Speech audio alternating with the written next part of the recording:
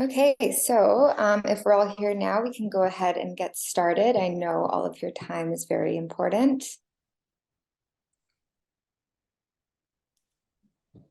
Great. So welcome to our webinar on the customer journey and circular retail. Feel free throughout to drop any questions that you have in the chat box, and we will get to all of them at the end. So we'll begin with a brief introduction of who we are. So SLD is a strategic design agency that specializes in CPG and retail. Think Blink is SLD's core philosophy. We believe that brands build emotional bonds in the blink of an eye, and we help brands make these connections. And my name is Sydney. I go by she, her pronouns, and I'm the marketing communications intern here at SLD. And my background is in communications and public relations. And my name is Scott. I have a background in service design and strategic foresight, and I'm currently the strategy intern here at SLD. Great, so we'll just quickly begin by just going over some of the background information about our study. So nature is facing massive challenges these days, particularly because humans are over-consuming. Microplastics are found everywhere on Earth now, from oceans to air to even in the human blood. With one garbage truck of plastic entering the ocean every minute, there is a need to change how we consume. So here are the linear and circular business models. So the circular economy is an alternative to the linear take, make, waste model that's on the left there. Circular models provide innovative designs and solutions that expand the product lifespan. This in turn lowers resource consumption, diverts waste from entering landfills and the oceans, and reduces greenhouse gas emissions. So it has proven extremely effective, yet only 8.6% of the global economy is actually circular. So consumers want to shop sustainably. We know that, with 76% of Americans expecting companies to take action against climate change and 66% of consumers being willing to spend more to shop sustainably. So we know that there is a high consumer demand. Yet only 25% of consumers are actually shopping sustainably. So as specialists in retail strategy, this prompted us to explore why. Retailers think that this low engagement is due to a low inclination or genuine desire, but in reality, brands have not reduced customer friction points within the customer journey. So circularity requires customers to change their linear shopping habits, which is particularly why retailers must identify and address common barriers within the customer journey to enhance customer engagement. So I'll quickly just go over some of our approach and methodologies we used for our study. So we will be exploring 3 circular business models to better understand how businesses can mitigate these common friction points within customer journeys. The first one being refill services, where consumers reuse and refill containers with home goods. The second being return services, where consumers bring back used brand goods through buyback or trade-in programs. And the final one being repair services, where companies offer in-house repairs of brand goods for upkeep. So our study aims to prove 3 key hypotheses about the circular economy. First off, the majority of consumers would participate in circular services if they were made more convenient for them to navigate. Second, circular services with innovative store incentives tailored to consumer needs are more successful in influencing sustainable shopping habits. And lastly, investing in circular services will result in increased brand loyalty and customer retention. So our study combines a combination of qualitative and quantitative methodologies. So first off, we surveyed over 600 respondents, half being from Canada and half being from the United States. We also participated in 5 stakeholder interviews, where we interviewed small circular business owners to understand issues that organizations are facing during these transitions. And lastly, we completed 13 store audits where we tested out stores with circular services. So we have 4 primary research goals in our study. First off, we wanted to identify common challenges that businesses are facing while transitioning to closed-loop business models. Second, we wanted to understand barriers and motivations that influence consumer engagement with circular services. Third, we want to establish key business opportunities that will enhance the customer journey while engaging in circular services. And lastly, we wanted to create a strategic outline for businesses that will help retailers enter the refill, repair, and return markets with a strong position. All right, so the first retail model that we will explore is refill. So to refresh your memory, stores with refill services aim to eliminate single-use waste in their packaging, and this is most commonly used for grocery store items such as dried goods. However, some stores are adopting them in other use cases, such as products in the cosmetics, personal hygiene, and home cleaning category. And the service often requires the consumer to bring in their own packaging to fill up, or to pay a deposit fee for a container from the store. And now, before we jump right into our insights, we'd like to know a little bit more about your experience with refill services. So, in your experience, what do you think is the largest barrier when it comes to using refill services? I'll give you guys about a minute or so to answer the poll.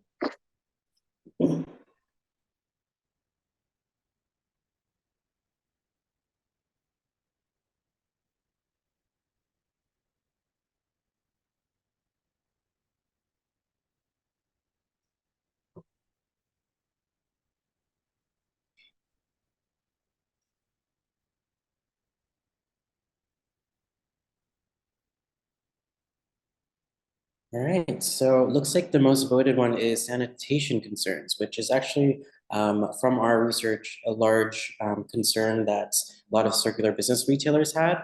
However, when it came to consumers, the largest barrier in their perspective came to um, inconvenience. So package-free shopping is often associated with planning in advance. However, this has proven to be a challenge amongst most consumers, especially for those who shop impulsively when it comes to what they buy and when they buy. And there is a large opportunity for retailers to accommodate for impulse shoppers by either supplying them with compostable packaging or also finding creative ways to eliminate the deposit fee for regular customers. From our store audits, we tested the customer journey for shopping in zero waste grocery shops from the perspective of someone who shops impulsively and one who plans ahead and brings their own containers. We found that the impulse customer journey caused anxiety for the shoppers as they had a higher upfront cost of deposits. And from the already expensive cost perceptions, a lot of the items the shopper wanted to purchase were already deemed unaffordable. So accumulated deposit fees remain a large barrier for impulse shoppers, reducing their desire to really purchase items in the moment. From our survey, we found that people want to use refill services, but the lack in locations make it difficult. And 60% of respondents said that they haven't used the refill services as none are located near them. And the majority of package-free stores are usually located in highly populated urban areas, as consumers in more rural regions have to go out of their way to access these stores. Even the ones located in the city are few and far in between, as it's much easier to go to a big box grocer if it's closer in walking distance. So impulse shoppers particularly are unlikely to go out of their way to shop at these stores. Another opportunity that was consistently mentioned in our stakeholder interviews was that consumer intimidation is a large barrier that prevents people from using refill services for the first time. Our research revealed that the best intervention for this problem area is clear visual communication in store and online. Customers will often look up a store's website before entering, especially if they haven't been to a package-free store before. And if the how-to isn't clear or concise, then it'll prevent a new customer from even walking into the store. This was a problem area that we noticed in our audits, whereas some refill stores didn't have any guide on how to use their services on their website. And if they did, it wasn't too clear or obvious to us. A best-in-class example that we discovered from our audits was Unboxed Market located in downtown Toronto. And from immediately walking into the store, there is a floor-to-ceiling visual graphic that lets customers know at a glance how their services work. And the placement of the cash register is also right at the front of the store, as the first step in the customer journey is weighing your containers. So the visual in-store layout and signage is highly effective and well thought out, as it mitigates any intimidation when it comes to using their services. Another impactful example from our store audits was the refill station at the body shop, which they've just implemented recently. They adopted refill stations into their business model and implemented these inspirational refill stations at the center of all their stores, where their customers can come in and replenish their body care products with their own branded reusable packaging. We thought this was a great example of strong visual communication, as the instructions on the signage are very clear and the graphics on the reusable container are well branded and inspirational as well. Our consumer survey revealed that there is a high demand for loyalty programs at refill stores that offers points, rewards, and other incentives. This is a large opportunity, as close to none of our refill stores are offering any loyalty-based programs and incentives for the regular customers. From our consumer survey, 50% of respondents who have used a refill service rated a loyalty program as the best way to improve their experience. So developing a program to track sales, manage containers for return, and potentially reward returning customers with deposit-free purchases will provide a great incentive for customers to use our services. Loyalty programs can be as creative as possible and cater towards your unique customer profile and business needs as well. So to recap our refill insights, our key takeaways are: number one, the desire for refill services is prominent amongst consumers. However, location proximity remains a large barrier. Number two, refill stores that are lacking in effective signage and instructions, both in-store and online, need stronger visual communication to ease first-time intimidation and also allow new shoppers to prepare accordingly. And number three, over 50% of survey respondents emphasize a demand for loyalty programs, yet very few refill stores offer this incentive to their customers. And number four, refill stores must carry alternative packaging that adheres to sustainable refill initiatives to accommodate impulse buyers. All right, now moving on to our return services. To refresh your memory, return services are stores that allow customers to bring in their used products back into the store, where they're often repurposed into new products or resold as secondhand products. In return, most stores offer the consumer a store voucher in exchange. According to ThreadUp's 2022 Fashion Resale Market and Trends Report, they outline how 2022 is the fastest growing year for the secondhand clothing industry, and that the resale market is expected to be twice the size of the fast fashion industry by the end of the decade. And with consumers reselling their purchased goods online using secondary platforms such as The RealReal or Depop, brands that are not participating in resale initiatives are missing out on a huge opportunity. And like Costs here, for example, they've initiated a resale program where customers can buy and sell used Cost products in line with Cost's brand as an intermediary, making sure that they're capitalizing on the resale industry. So before we jump right into our insights, we'd like to know a little bit more about your experience with return services. And like before, what do you think is the largest barrier when it comes to using return services?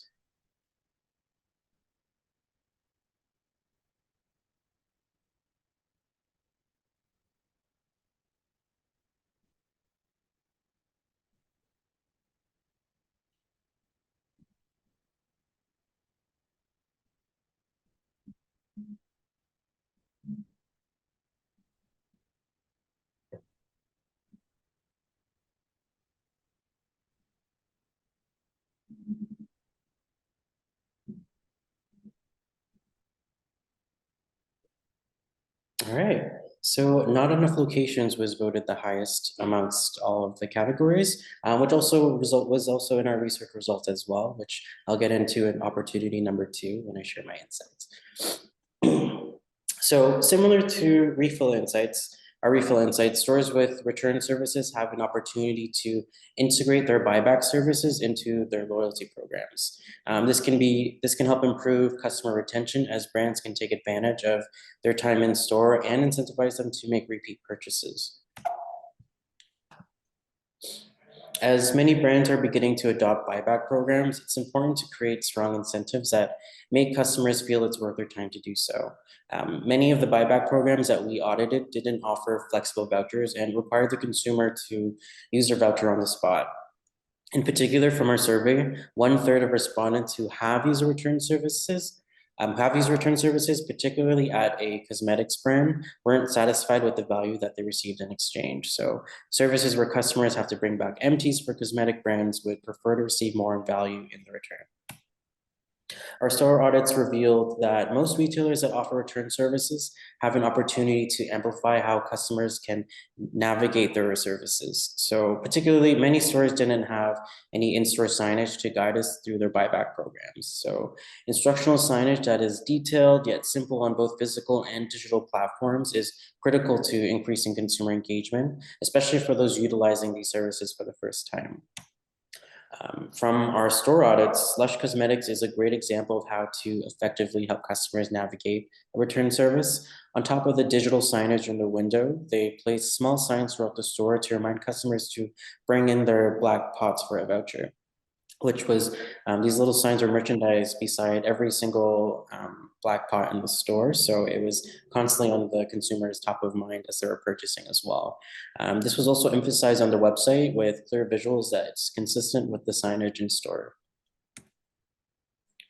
From one of our stakeholder interviews, one of the stores with a trade-in program incentivized their customers to return their used or damaged goods for value in exchange through email follow-ups. And they notified past purchasers after a certain amount of time to bring back their used products. We found this to be a highly effective way to communicate these services to customers, as it follows the customer journey and the product life cycle as they wait until the likely chance that their products are ready to be returned. So to summarize our return insights, our key takeaways are: number one, brands that don't participate in return initiatives are missing an opportunity to enter the resale market. So strong incentives can persuade customers to come in to them rather than reselling their goods on a secondary platform. And number two, retailers need to design enticing incentives for the return services that directly caters towards their consumers' desires. And number three, retailers need to enhance their instructional design in store and online to improve how they communicate their return services and increase visibility. And finally, number four, with many stores lacking strong incentives, leveraging existing customer data through analyzing purchase patterns and consumer interactions is critical in designing the right incentive for their customers. Great. So now we'll move forward to our repair insights. So repair services are in-house upkeep of branded products such as ripped clothing or broken electronics that extends the lifetime of this merchandise. Great. So before we go into the insights, we will ask you a familiar question. So in your experience, what do you think is the largest barrier when it comes to using repair services?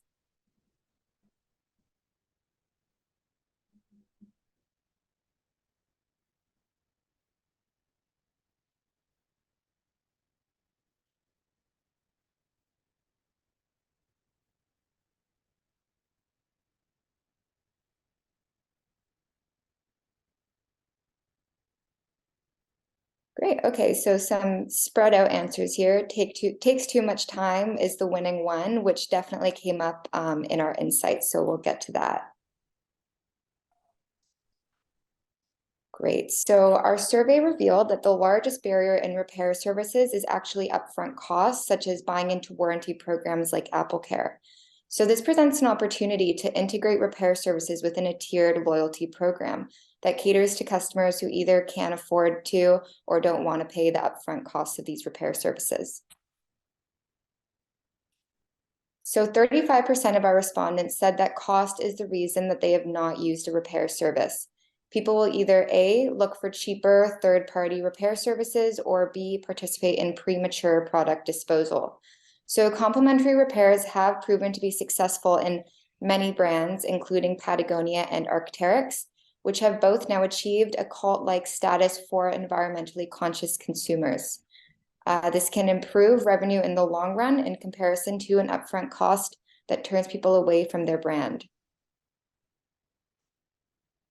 So our audits also reveal that there is a lack of in-store visual communication with brands that are offering lifetime warranties and complimentary repair services. So this presents an opportunity to use visual communication to stand out amongst the competitive crowd and make sure that these warranties and services are being communicated effectively to customers and prospects to increase engagement. So an in-store repair station is actually one of the newest trending visual communication displays that are catching media attention. So shown here on the left, we have Arc'teryx's Rebird Station that opened in Toronto's Eden Centre just this past summer. Rebird is actually a collection of sustainable brand initiatives, but they are communicating these initiatives and their commitment to sustainability through this station. And these visual initiatives are helping consumers actually shift their buying behaviors and attracting new customers and prospects. So our survey also revealed that most people who haven't used in-house repair services is due to inconvenient pickup and drop-off options. So through our audits, we discovered that most repairs can take anywhere from 2 to 8 weeks, sometimes even more. And more complex repairs are actually sent to third-party facilities for fixing. And despite the repair type, stores require these goods to be picked up in store, resulting in even longer return over time. So over 50% of respondents who have not used repair services said that they would if they were made more convenient for them. Retailers can mitigate inconvenience by expanding drop-off and pickup options. And this actually shows an opportunity to find new methods to mitigate unnecessary wait times. So the graph here showcases that the best way to improve repair services for those who have not used them before is to shorten these repair times. While understanding that routing repairs to a secondary facility creates longer turnaround times, this isn't really avoidable, but brands must find new ways to enhance the convenience. So there is an opportunity here to send repairs directly to the consumer rather than back to the shop to shorten the wait time and remove the obstacle of the pickup. So here we have a best-in-class example. So Lululemon's Like New program buys back their goods and resells these brand products. This same packaging and delivery system can effectively be used in repairs to refresh products seamlessly and deliver them straight to the customer. In addition, the message on this package, Rethink, Revive, Discover, demonstrates their commitment to sustainability. So I will quickly just summarize some of the key takeaways from repair. So first off, long turnaround is one of the greatest barriers, resulting in premature product disposal. So it's important to find new ways that we can help limit this barrier for customers. There's also a significant barrier of cost, which presents an opportunity for retailers to actually leverage alternative engagement models. Third, improving in-store visual signage will emphasize repair services and increase customer and prospects' motivation to buy. And lastly, convenient pickup and drop-off options such as home deliveries will improve consumer retention. All right, so I'm also going to do a quick summary of the opportunities and identify some emerging themes that came up amongst all three categories in our research. And just also noting after the webinar, we'll share the white paper study with everyone here, and you'll get more in-depth details on our insights and the research that we conducted as well. So after completing our research, we identified three common gaps amongst all categories that we evaluated. Number one, most customers are willing to participate in the circular economy, but brands must strategically reduce barriers to maximize convenience as much as possible. Number two, effective loyalty programs that provide store incentives are in demand and may be one of the most successful ways to influence sustainable shopping habits and engagement. And number three, simply offering circular services is not enough, and brands must leverage dynamic models of visual communication to inform their customers and new prospects of how to navigate their services. In addition to cutting emissions, reducing resource use, and minimizing waste, the growth of circular systems has proven to be a winning business formula. In the past year alone, sales of brands with sustainable initiatives have grown 4%, while those without have grown less than 1%. From our survey, over 90% of respondents who haven't used a circular service communicated a willingness to participate. But why is it that they haven't? The weight of sustainable decision-making is often put on the consumers. However, it is up to retailers to better support their customers when it comes to making sustainable choices. The top-ranked barrier from our survey was consistently ranked as convenience amongst all three categories. And businesses need to better support the consumers by making the customer journey in their circular services as frictionless as possible. Our research proves that there is enough evidence to support that consumers will engage, resulting in a more sustainable and profitable business model. So overall, the good news is that integrating circularity in a retail business model is attainable, but the dots need to be connected. Simple things like communication, convenience, and loyalty programs need to be enhanced and connected to develop a seamless narrative within the customer journey. This reveals a huge opportunity for businesses to not only drive generational climate action and make a difference, but also grow profit-wise as well. All right, so that concludes our webinar. So I guess we'll go through some questions. If you guys added any into the Q&A, I haven't seen yet, but let me see if I can open this up. Yeah, so feel free to pop any questions if you have any.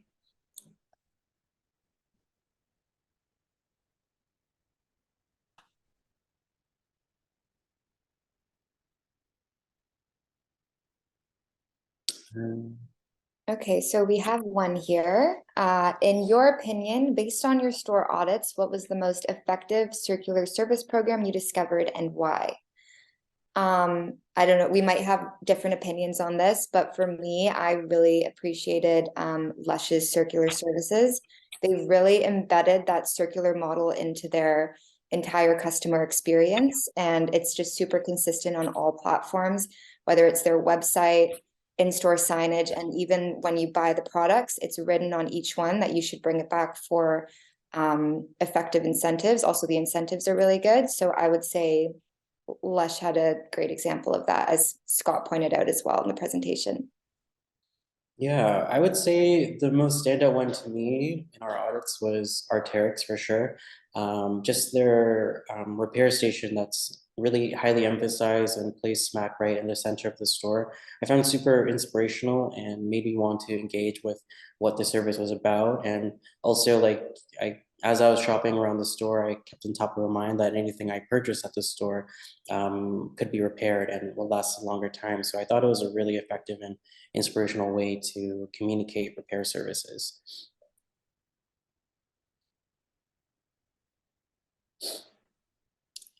Any other questions? We have one here. So when it comes to in-store replenishment like Body Shop, did you evaluate the absolute cost of prepackaged versus replenished, i.e., is replenished pricing a premium or a discount to prepackaging? Well, that's an interesting thing that we noticed, because the whole notion of sustainability is really, people avoid it for one of the big reasons being cost, because it often is more expensive.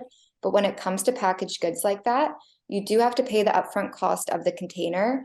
But if you go back, I think if you refill it at least twice, you end up making your money back.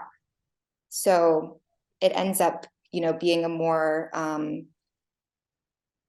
like an option that you can save money from in the long run as a consumer. Yeah, it also came up in our research, our interviews as well. One of the largest challenges that circular refill stores had was upfront cost versus extended value, where the perception of upfront costs in refill stores is often that it's too expensive, but a lot of the times they're purchasing in bulk, or they can also purchase the amount that they want as well. So if you don't need that much laundry detergent, you can buy less and save more money as well. So there's lots of ways to counter cost perceptions as well. Daniel?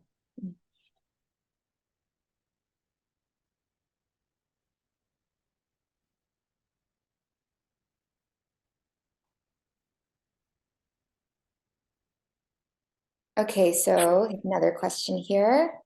Using your research, as inconvenience is the #1 reason that customers don't use circular services, how can stores become convenient for customers? That's a big question. It really depends on what type of circular service you're offering, and essentially you'd want to make sure your consumer makes as minimal changes to the routine as possible. People need to see how easily a service could fit into their everyday routine and lifestyle. For example, for refill stores, like we talked about, they really need to emphasize how they can support impulse shoppers and support the way they normally shop without planning ahead, and supplying them with compostable packaging or eliminating deposit fees for regular customers is a great way to support their shopping habits. So I think it's hard to answer that one, but the key one is to make sure that the shopping experience is really familiar with them and reflects their everyday routines naturally.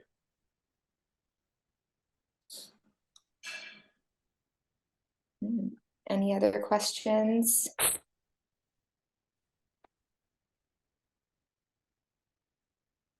Okay, so if that is all, All right. okay, so converting to a circular economic model compared to a traditional model can be a big change for a large retailer. What are some ways that retailers can implement them without losing who they are? It's important to recognize that shifting towards a circular economy model shouldn't happen right away or overnight. There are many factors that play into discovering the right way to implement a circular service, and each are unique to the specific brand and consumer needs. From our research, I would recommend building an implementation timeline and break it down into different phases. Having a full service circular business model should be the end goal. And maybe in the preliminary stages, a brand could start by having a small portion of the products be circular, or start by just doing it online to gauge consumer interest, which is kind of what a lot of brands are doing right now. And I think the key is slowly introducing circularity is integral to gaining consumer trust, as you need to build familiarity with customers in order for them to change the way how they shop. So, doing it slowly in small batches, building that familiarity with that customers, kind of giving that education slowly, and then before fully integrating your services with them. Mhm. And the body shop is a good example of that as well. Yeah, as they're only starting with, I believe it's just shampoo and hand wash, and I think they're, evaluating how consumers interact with those services and building it on from there, and what type of product should be circular, what shouldn't, and really catering it towards your unique business needs.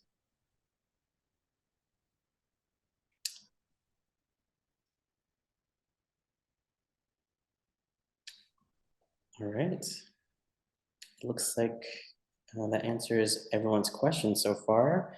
And just to remind you guys, you will receive a white paper that outlines more of the research that we conducted and kind of goes into our insights more in depth. And then I believe you will also receive a copy of this presentation as well. So thank you guys all so much for attending our webinar and listening to what we discovered in our research.